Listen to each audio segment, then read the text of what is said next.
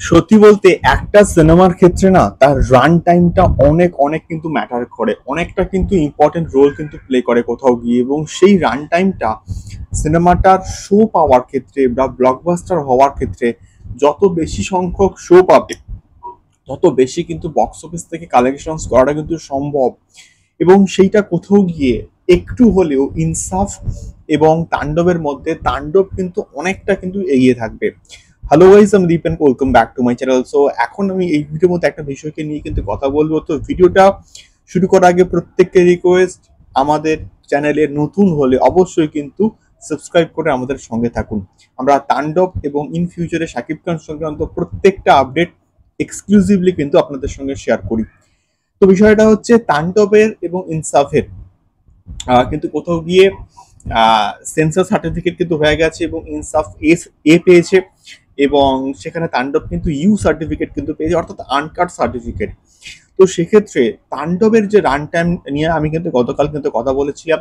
তাণ্ডবের কিন্তু run time 2 ঘন্টা 9 মিনিট মতো, কিন্তু সেখানে ইনসাফের রান টাইম কিন্তু 2 ঘন্টা 29 মিনিট মতন। তো অনেকটা টাইমে ডিউরেশনের অনেকটা সময়ের কিন্তু প্রজেক্ট হচ্ছে কি কোথাও গিয়ে ইনসাফ। সঞ্জয় সমাদ্দারের প্রজেক্ট ভালো হোক, তিনি একজন ভালো নির্মাতা, গুণী নির্মাতা, এবং তার কাজ আমার ভালো লেগেছে, এবং তার জিদ্দার সঙ্গে কাজ মানুষ কন্টেন্ট ওয়াইজ কিন্তু খুব ভালো ছিল। তো সেই জায়গা থেকে দাঁড়িয়ে আমার মনে হয় যে এই কাজটাও ভালো হবে, এবং এই যে পার্টিকুলার ওয়ার্ল্ডটাকে সে যে ক্রিয়েট করেছে সেটা কোথাও গিয়ে দারুণ কিন্তু হয়েছে। তো এখন যে বিষয়টা, রান টাইমটা একটুখানি বেশি হয়ে গেছে, অর্থাৎ মানুষ না এখন খুব লেন্দি প্রজেক্ট, লেন্দি সিনেমা কিন্তু দেখতে চায় না মানুষ। এটা এটা দেখতে চায় যে কত কম্প্যাক্ট হবে, কত এনগেজিং হবে, কত স্ক্রিন প্লে টাইট হবে, কত আমরা বোর হব না। তো সেই রকম কিন্তু সিনেমা কিন্তু কোথাও গিয়ে হচ্ছে আমাদের শাকিব খানের তাণ্ডব, এবং তার জন্যই কিন্তু রান টাইমটা এতটা কম্প্যাক্ট, মাত্র 2 ঘন্টা 9 মিনিট মতন।